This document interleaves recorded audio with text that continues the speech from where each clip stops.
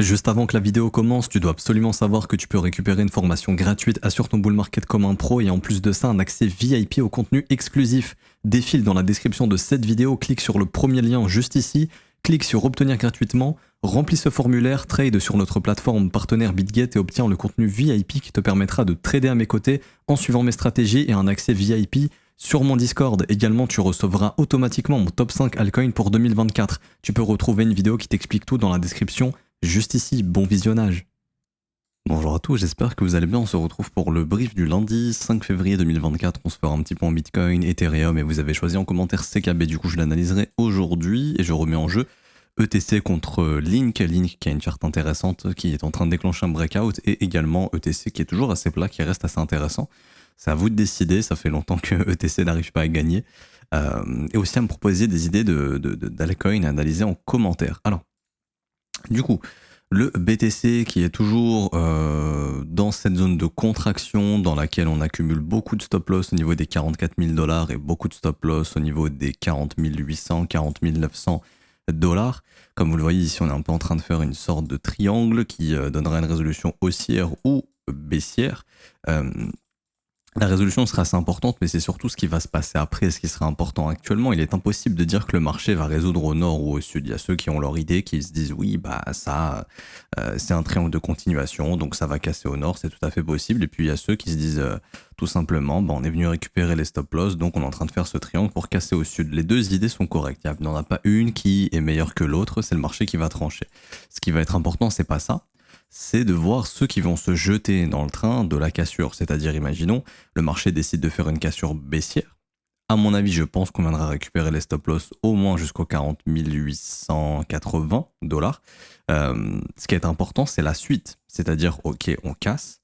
Est-ce qu'on confirme le mouvement baissier ou est-ce que c'est un piège? C'est-à-dire, récupération des stops et on prend à contresens tous ceux qui sont rentrés dans le breakout. Et là, le marché finit par prendre et finir par prendre une direction haussière. Ok, donc ça change pas. Encore une fois, pour moi, les zones de prix que je vous ai communiquées la semaine dernière sont importantes. Pour moi, il n'y a rien à faire entre les deux. C'est-à-dire que là, le marché est en train de créer le prochain mouvement. Pour moi, on est en train de créer la prochaine zone de liquidité à récupérer. C'est-à-dire soit ici, comme j'ai dit, au-dessus des 44 000 ou tout simplement aux 40 800. Donc pour moi, les bonnes opportunités pour un acheteur, elles sont là. Et pour un vendeur, potentiellement, elles sont là. Pourquoi je dis potentiellement? Puisque tout simplement, si au final le marché décide de faire la cassure haussière, ce qui va être le plus important, encore une fois, c'est pas la cassure, c'est il se passe quoi après. Tout signal de faiblesse et de réintégration dans cette zone, pour moi, est un signal de vente.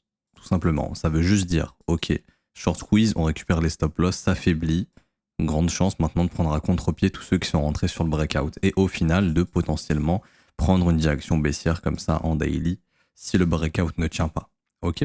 Quoi qu'il en soit, si le breakout ne tient pas, imaginons, le prix vient déclencher les stop loss des vendeurs, comme ça, et puis on réintègre. On ira s'attaquer donc probablement au stop loss des acheteurs.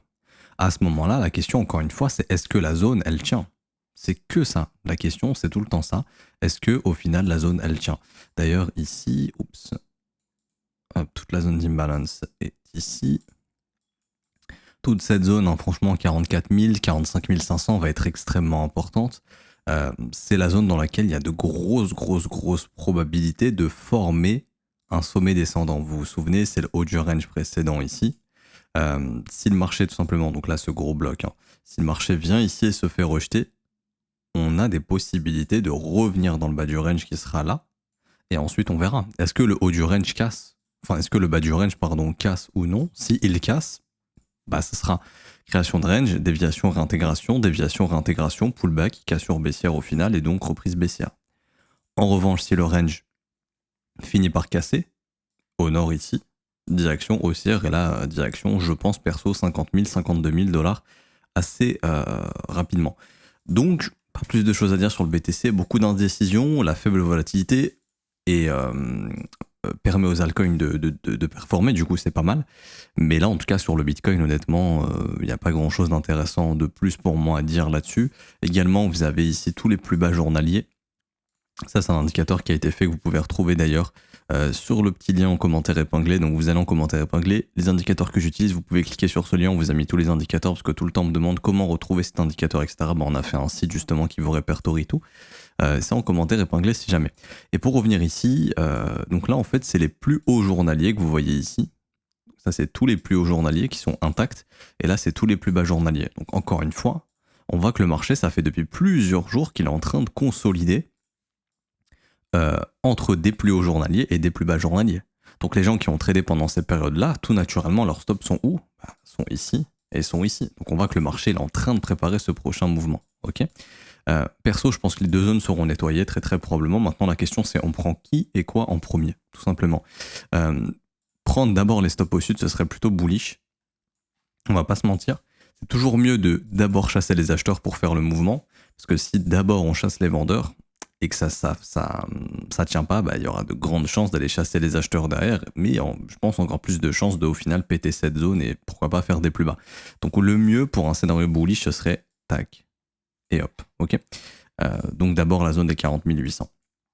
Vous voyez par exemple ce week-end, on avait ici le plus bas c'était le plus bas de vendredi si je dis pas de bêtises, normalement, ouais, c'était bien le plus bas de vendredi, qui a été chassé là, dans la nuit. Et il y a eu une réaction haussière immédiate. Alors, le prix ici est venu chasser les stops, mais est remonté. Également, on voit que tous les stops ici, enfin les derniers petits stops qui traînaient là, hop, ont été pris. La petite zone d'imbalance ici de la bougie Vecto a été comblée également. Donc des zones très puissantes. C'est pas anodin que le marché rebondisse ici. Mais pour l'instant, ce n'est qu'un simple rebond. C'est-à-dire que si le marché n'arrive pas à prendre le dernier sommet qui est là, on poursuit toujours cette dynamique baissière. Donc, hop, on prend notre petit fib, on regarde où est-ce qu'on est. Zone de rechargement de short, ok, si là ça se reverse pas, si on n'arrive pas à casser, on peut faire ça et aller s'attaquer au sud, ok.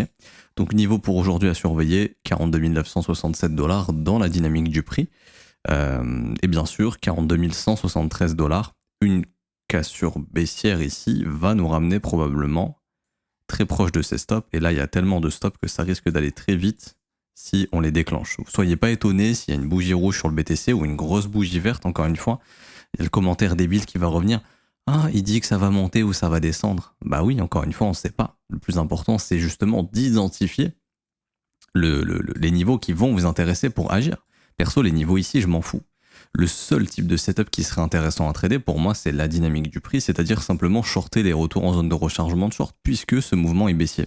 Par exemple, on fait ça, on prend tous les sommets qui sont en train de se former, tac, vous identifiez votre zone de rechargement de short. D'ailleurs, ça c'est un setup qui est identifié, qui a été proposé aux membres VIP gratuitement. Ici, retour zone de rechargement de short, ok, on repousse. Je prends ici, retour zone de rechargement de short, ok, le prix repousse. Je reprends ici, retour zone de rechargement de short, on repousse, etc., etc. Parce que ça, c'est une dynamique baissière, ok. Tant que cette dynamique baissière n'est pas inversée, c'est-à-dire prendre le dernier sommet ici, le marché suit complètement son mouvement initial, c'est-à-dire faire des sommets et des creux descendants. Donc la théorie voudrait que, tant que ce n'est pas inversé, on aille d'abord chasser les stop-loss au sud. Mais encore une fois, rien de sûr. Le gars qui vous dit oui, moi je suis sûr qu'on va faire ça, c'est un menteur. Et c'est un abruti puisque on n'est jamais sûr de ce qui va arriver.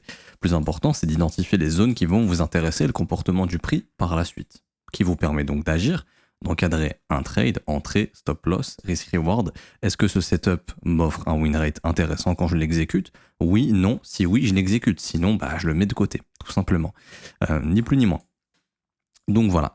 Pour ce matin, dynamique plutôt baissière, donc on pourrait être baissier tant que la dynamique est intacte. Donc je le répète, tant que ce dernier sommet n'est pas pris dans la journée, 42 900, plutôt un sentiment baissier qui ira déclencher les stop loss de tous ces plus bas journaliers. Ça peut aller vite, ça peut nous ramener assez vite jusqu'aux 41 300 $ dans un premier temps. Après, on verra si on va pousser jusqu'à cette prochaine zone ici, qu'on je vous ai indiqué tout à l'heure, 40 900 $. Et donc là, hop, je vais étendre ici et je vais étendre l'imbalance. Tac. Donc ce sera la zone des 40 800, 40 900. En revanche, si le prix arrive à casser le dernier sommet, là vraiment on peut déclencher le fameux short squeeze qui viendra récupérer tous les sommets. Donc comme je vous l'ai dit, ça peut aller très vite puisqu'on a vraiment beaucoup de gens qui sont en train de trader ce marché et qui mettent leur stop ici et ici et ici. Donc 44 000, 41 300 et 40 800, 40 900. Ok. Pas plus de choses à dire pour BTC, sincèrement pour ce matin. On peut aller sur ETH juste ici. ETH qui fait exactement la même chose. Donc c'est pour ça que pour moi, on va avoir un squeeze sur le marché, qu'il soit haussier ou baissier. Encore une fois, les zones intéressantes, je vous les ai données sur Bitcoin, les zones intéressantes sur Ethereum, on voit ça tout de suite. Énormément de stops qui sont en train de s'accumuler juste ici au-dessus des 3 plus hauts journaliers de la semaine dernière et de ce week-end. 2355 $, ok. Ensuite, autre zone de stop, 2396 et 2424. Après, voilà, on voit qu'il y en a pas mal, les zones de stop loss. Ça, c'est pour Ethereum. Maintenant, enfin, ça, c'est pour les zones de stop vendeurs. Maintenant, pour les acheteurs, bah là, je vois quoi? Je vois un plus bas journalier, un deuxième plus bas journalier, un troisième plus bas journalier. Donc, je sais qu'il y a beaucoup de stop loss qui sont en train de s'accumuler. Ici, à 2230 $. Également, beaucoup de stops sous le plus bas.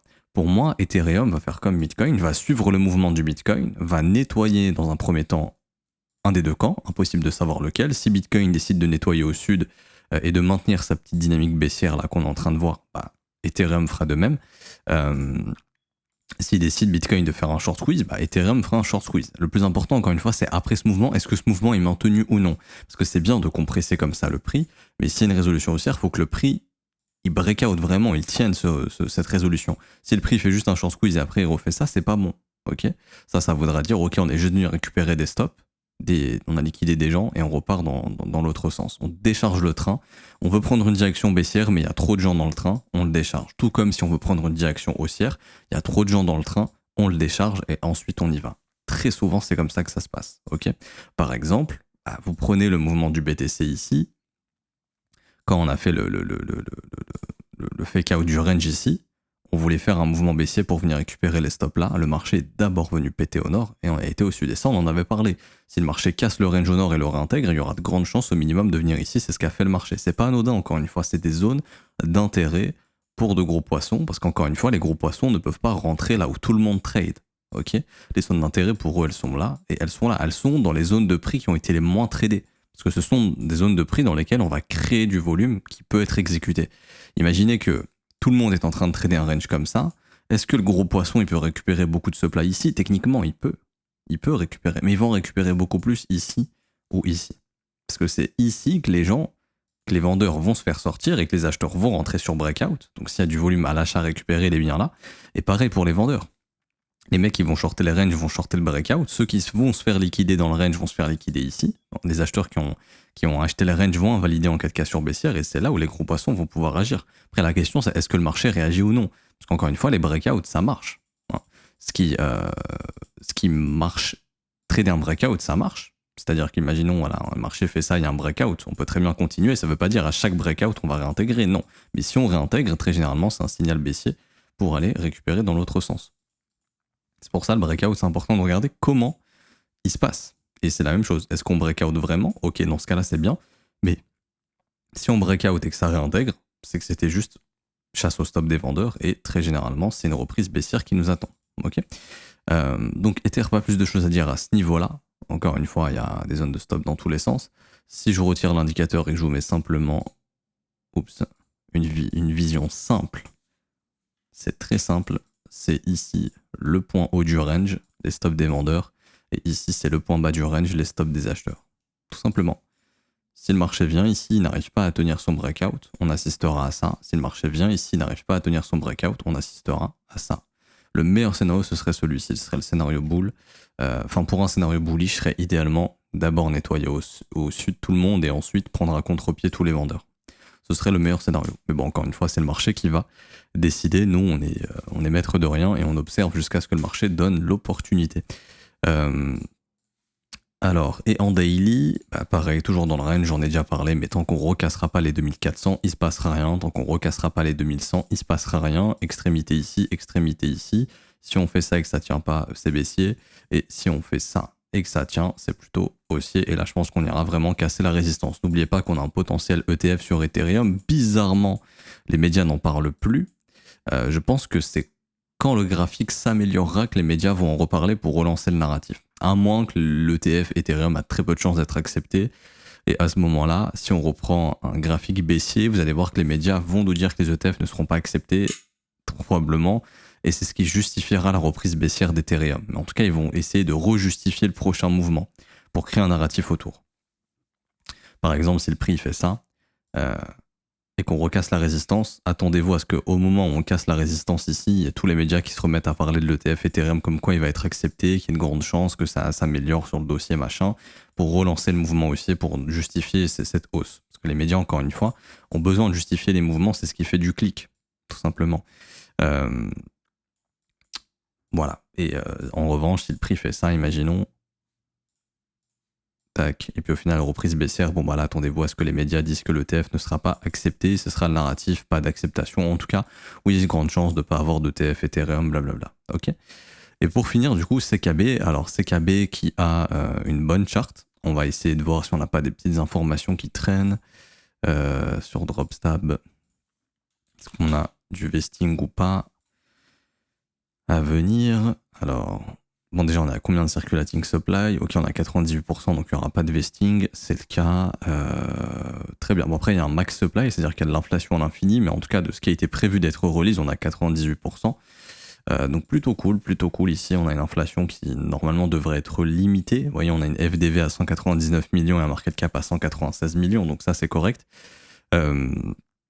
Donc on peut pas s'attendre à énormément d'inflation pour le moment. Après, à tout moment, on peut avoir beaucoup de tokens qui seront dilués parce qu'on n'a pas de max supply. À tout moment, on peut rajouter du supply. Mais là, en tout cas, on est à 98% du circulating supply sur tout ce qui existe. Et donc, pour revenir ici, donc faible market cap, potentiellement ça a du potentiel. Maintenant, au niveau du comportement du prix. Alors, c'est un cycle de transition. Je vous l'apprends dans la formation gratuite. Vous avez 3 types de cycles, les cycles haussiers, les cycles de transition et les cycles baissiers. Le cycle de transition, c'est le meilleur cycle pour se positionner en amont d'un cycle haussier. C'est le meilleur moment pour faire du DCA. Le pire moment pour faire du DCA, c'est pendant un cycle baissier. Encore une fois, pendant que Bitcoin est baissier, vos altcoins seront beaucoup plus baissières que Bitcoin. Et il y en a qui me disent oui, mais tonton, les altcoins, elles perdent 90%, Bitcoin, il perd aussi 80%, du coup, il n'y a pas une grande différence. Eh bah si. Pourquoi il y a une grande différence? Faut pas retenir à la fin jusqu'à 90%. Faut retenir, Bitcoin, il fait des rebonds, après il repère 50%, mais quand votre altcoin a refait un rebond, elle repère 80%, voire 90%. C'est ça la différence. C'est qu'à la fin, je peux te montrer 2 alts. Il y en a une qui a fait moins 90, une qui a fait moins 95. Celle qui a fait moins 95, elle peut être beaucoup plus meurtrie que celle qui a fait moins 90 pour le portefeuille. Pourquoi? Parce que, encore une fois, vous ne prenez pas en compte les rebonds qui redéclenchent des baisses de 80%, chose que Bitcoin ne fait pas. Bitcoin, il prend moins 80. Quand il fait des rebonds, par exemple, si vous rentrez sur ces rebonds sur le Bitcoin et qu'au final, c'est pas le bottom, vous allez peut-être prendre moins 50. Sur les altcoins, vous prendrez moins 80, moins 90 en plus, alors qu'on est déjà à 90% de baisse, ok? Par exemple, là, sur CKB, on est sur une baisse totale au bottom de 95%, mais si je vous prends juste ici le dernier rebond qu'on avait eu, on est sur une baisse de 84%. C'est même pas la baisse du Bitcoin. Ça, c'est ce que vous devez comprendre. Alors que quand on est en train de faire le cycle de transition, et ça, faut attendre que le marché devienne plat, et c'est ce qu'il est en train de faire depuis plusieurs mois, vous mangez plus des moins 85. Ok, vous investissez pendant la phase plate, donc à part si vraiment vous avez les pires entrées sur les mèches ici, franchement, faut le vouloir. Faut acheter quand c'est plat, quand le prix fait pas grand chose.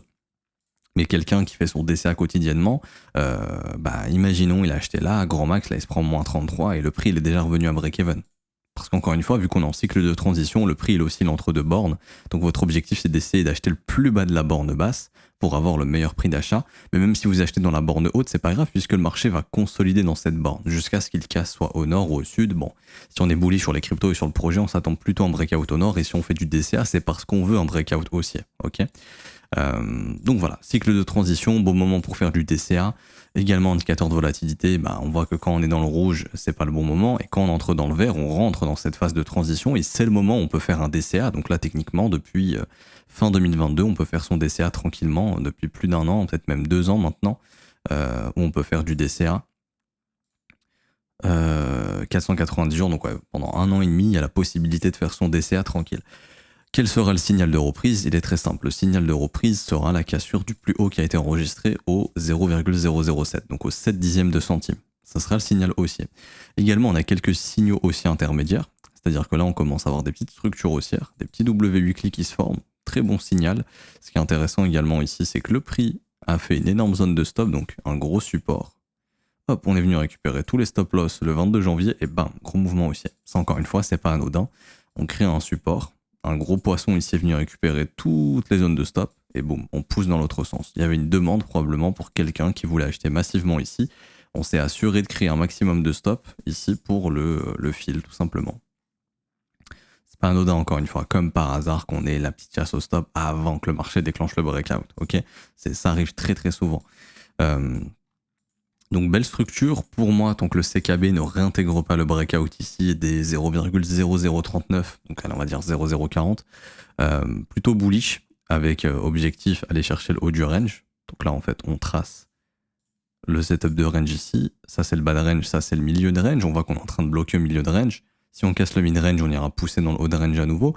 Comme je le dis, le gros signal, ce sera la cassure haussière, donc là à ce moment-là, il faudra avoir le gros W mensuel ici. S'il se forme très bullish tant qu'il n'est pas réintégré, et là on reprendra un cycle haussier et on viendra retracer le mouvement.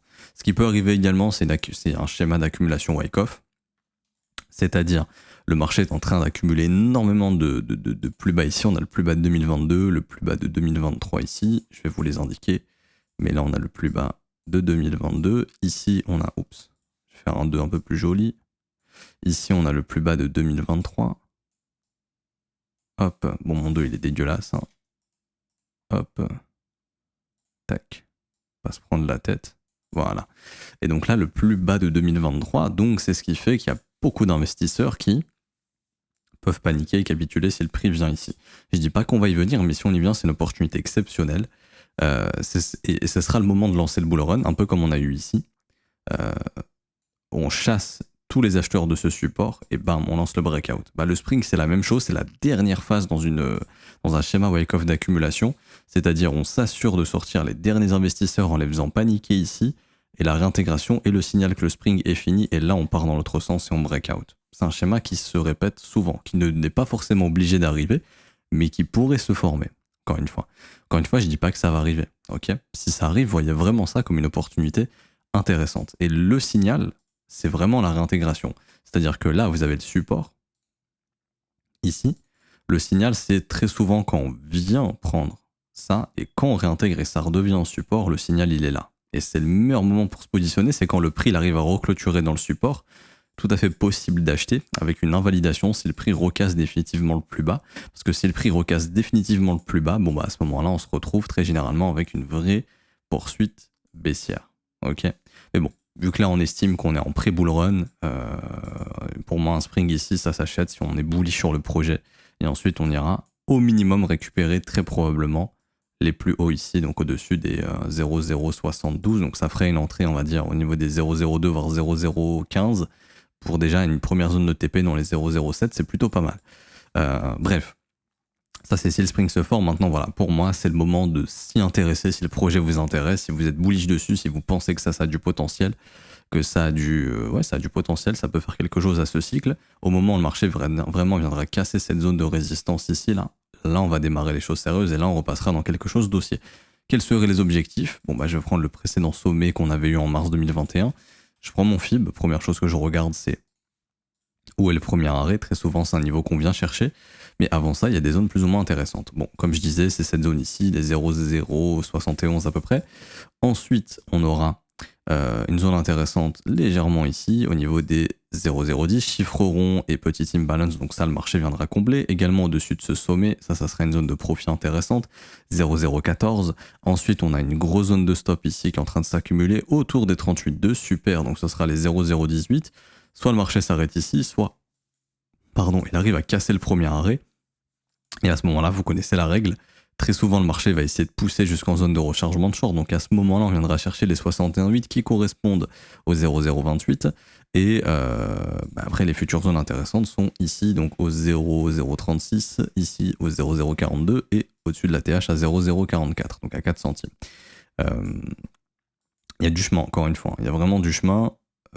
Les gros niveaux c'est 38,2, zone de rechargement de short, ça c'est vraiment des niveaux intermédiaires, donc des zones de profit quand même intéressantes, c'est-à-dire que si le marché monte, tous les traits jaunes pour moi sont des zones de profit, pour prendre des profits doucement sur la montée, et si jamais ce projet arrive à faire un nouvel ATH, à ce moment-là, je fais toujours la même chose, je regarde une extension, 161,8,200, très souvent c'est les objectifs que le marché vient chercher, donc là ça serait entre 7 centimes et 8,6 centimes. Également, j'aurai une première zone, si on ne fait pas le spring, de résolution du range, qui nous donnera un objectif de sortie du range ici, dans un premier temps. Donc là, ça serait entre 2,7 centimes de dollars et 3,3 centimes de dollars. Ça correspondrait à la zone de rechargement de short. Ce serait des objectifs réalistes. On voit qu'on a les 3,14 autour de 38,2 également. Donc tout ça, ça donne du poids en plus mathématique en cas d'objectif aussi. Ok.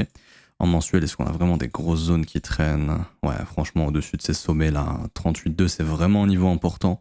0,018, ça peut vraiment être une zone de top si jamais on n'arrive pas à aller plus haut sur le rallye. Si pour moi on arrive vraiment à s'affranchir des 38,2, je pense vraiment qu'on peut pousser dans la zone de rechargement de short et peut-être essayer de faire un ATH. Mais bon, là encore une fois, on va pas se projeter maintenant.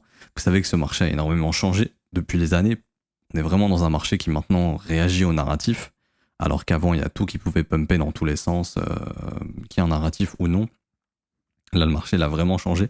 Votre projet peut pumper, mais pumpera très peu s'il ne répond pas au narratif du marché. Donc les narratifs actuellement sont les real world assets, peuvent être le gaming également. Tout ce qui tourne autour des NFT, je pense que ça peut reprendre. Pourquoi? Parce qu'on a eu un gros réveil au niveau des NFT. Je ne sais plus où est le site que j'utilise. Il est là. Mais là, au niveau des NFT transactions, je vois qu'il y a un pic énorme. Donc je crois que les NFT, c'est en train de se réveiller. Donc ça peut être un narratif. Ensuite, on a quoi d'autre? On a, et je m'arrêterai là-dessus aujourd'hui, bien sûr, on a tout ce qui est Deepin qui intéresse beaucoup. On a, je pense, on va avoir l'IA, enfin, on est toujours dedans, mais on va poursuivre le métaverse avec la sortie du casque d'Apple. Je pense que ça peut déclencher un narratif. Parce que tout le monde en parle et ça va être facile de mettre un narratif. Tout comme quand ChatGPT est sorti, on a eu un narratif sur l'IA en crypto. Donc là, il faut s'attendre à un narratif dans le métaverse, je pense. Et j'en oublie d'autres, malheureusement, que j'ai sur le bout de la langue qui me reviennent pas. Mais voilà, donc c'est un peu les narratifs qui intéressent le marché actuellement. Et on a aussi, bien sûr, tout ce qui s'exécute sur la blockchain Bitcoin qui est en train... On a fait une bulle avec les ordinals et je pense que ça va continuer. Donc voilà, c'est un peu les narratifs du moment. Si votre projet n'est pas dans ce narratif, c'est probablement pour ça qu'il ne performe pas. Donc ça, c'est vraiment ce qui intéresse le marché à l'instant T, et le marché spécule là-dessus. Par exemple, tout ce qui est AXS, Sand, Mana, etc., je ne serais pas étonné que ça se réveille bientôt. Donc là, pour l'instant, le graphique, il est très plat. Je vois pas encore du signal haussier ici, honnêtement. Mais je serais pas étonné que ça se réveille avec la sortie du casque d'Apple et qu'on relance un narratif métaverse, puisqu'on avait fait ça avec la sortie de ChatGPT, donc ça m'étonnerait pas qu'on puisse faire ça. Ok, je m'arrête ici pour aujourd'hui, j'espère que ça vous aura plu. Si c'est le cas, n'hésitez pas à laisser un petit pouce bleu, vous abonner si ce n'est pas déjà fait. En commentaire épinglé, vous avez une formation gratuite qui vous attend, vous cliquez sur ce premier lien, vous remplissez le formulaire, il y a toutes les informations écrites dessus. Vous avez également la possibilité de rejoindre l'école, donc ça c'est le 4e lien en commentaire épinglé, école-tronfzco.com. Ça vous permet de vous former à mes côtés, d'avoir une formation de 19h dès que vous rejoignez l'école. Également, donc pour rejoindre l'école, ça se passe sur le site. Les abonnements commencent à 49 € par mois. C'est sans engagement, vous pouvez annuler le renouvellement quand vous le souhaitez. Et vous avez aussi les offres 3 mois, 6 mois et 12 mois qui ont des réductions, qui sont également sans engagement, bien évidemment. Les briefs sont disponibles en rediffusion si vous n'êtes pas là le matin. Vous pouvez poser vos questions en amont. La formation, bien sûr, est disponible en rediffusion également. Vous avez le temps de la consulter. Et si vous avez des questions, n'hésitez pas. Si vous voulez nous rejoindre, vous êtes les bienvenus. Le lien est en commentaire épinglé et en description. Donc c'est école-tronfzco.com. C'est ce petit lien ici que vous pouvez retrouver en commentaire épinglé comme je vous l'ai montré. Bonne journée à tous, bon début de semaine à tous. On se retrouve donc demain. Ciao, ciao.